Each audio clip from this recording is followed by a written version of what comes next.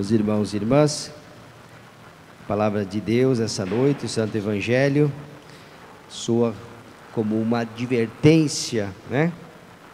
E também ao mesmo tempo um questionamento. Em quem eu deposito a minha esperança? Quem é o protetor da minha vida?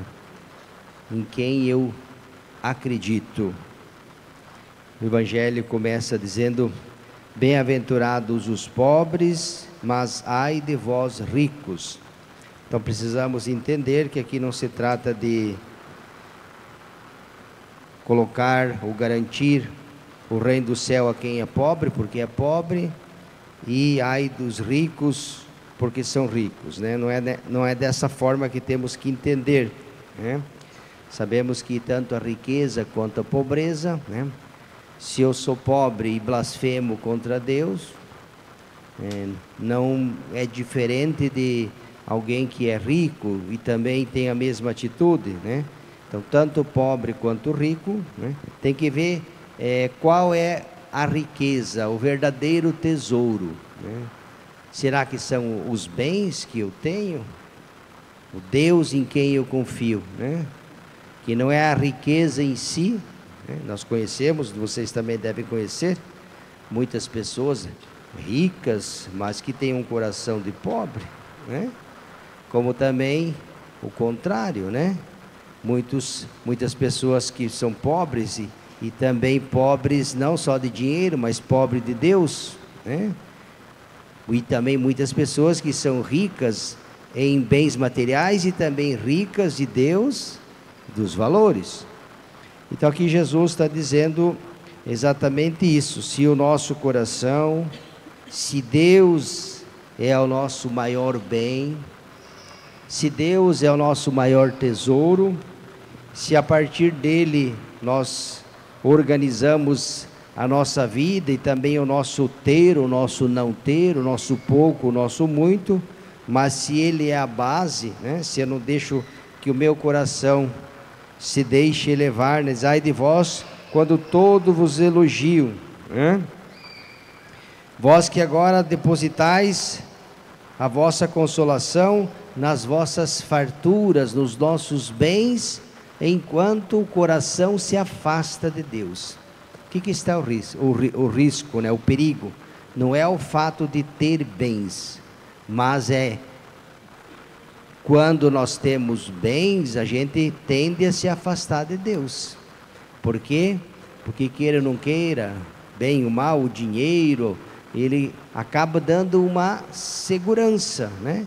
E às vezes nós depositamos, enquanto nós nos afastamos de Deus, depositamos a nossa confiança, a nossa segurança, o nosso coração está nos bens, nas coisas, e Deus está distante de nós. Então esse é o perigo, esse é o risco que nós às vezes podemos correr.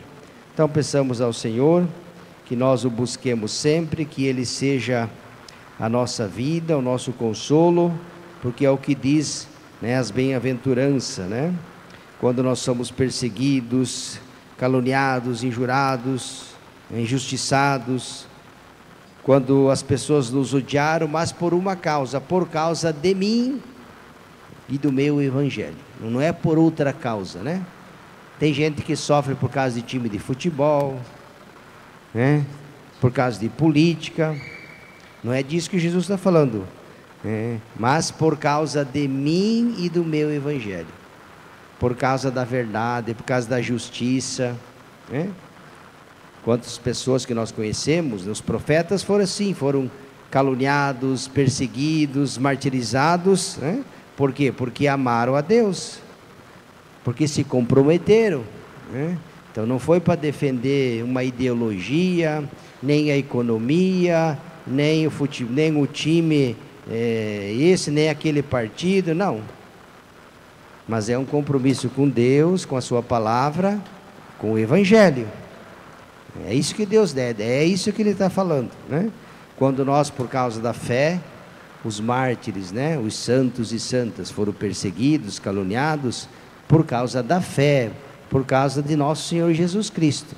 Então é nesse sentido, né? E não em outros. Tem muitos sofrimentos por aí que a gente gasta a vida e não leva a nada, né? Aliás, só perde a vida, né? E às vezes até o pior, não só a vida do corpo, mas a vida da alma, o que é pior ainda, né? Quantas pessoas que gastam a vida por aquilo que, além de tirar a vida, né, ainda compromete seriamente a nossa salvação. Então, quais são as causas pelas quais nós lutamos? Em quem nós acreditamos? Neste mundo ilusório e passageiro que nos fascina, nos engana, nos ilude e muitas vezes rouba de nós aquilo de mais precioso que nós temos, que é a nossa salvação?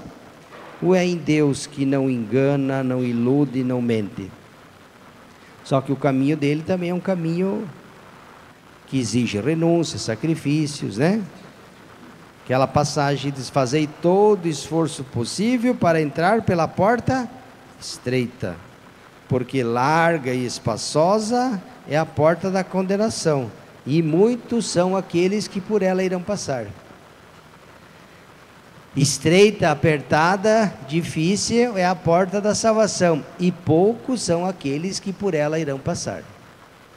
Está vendo? Isso mesmo, né? Para fazer o bem, a gente tem que, para fazer o mal, não precisa fazer muita coisa, é só não fazer muita coisa, né? Que nem o pai disse, é só não rezar, é só não ir na missa, é só não fazer o bem, você não precisa fazer nada, né?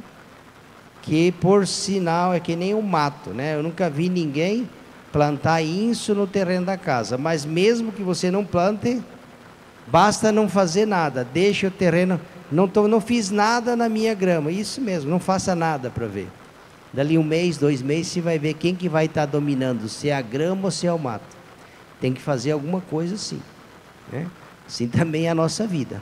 Se nós quisermos nos salvar, e eu acredito que esse é o desejo, nós precisamos fazer alguma coisa, né? Acreditar em Deus, depositar nele a nossa vida, fazer o bem, a caridade, enfim, tudo aquilo que Deus nos pede, né?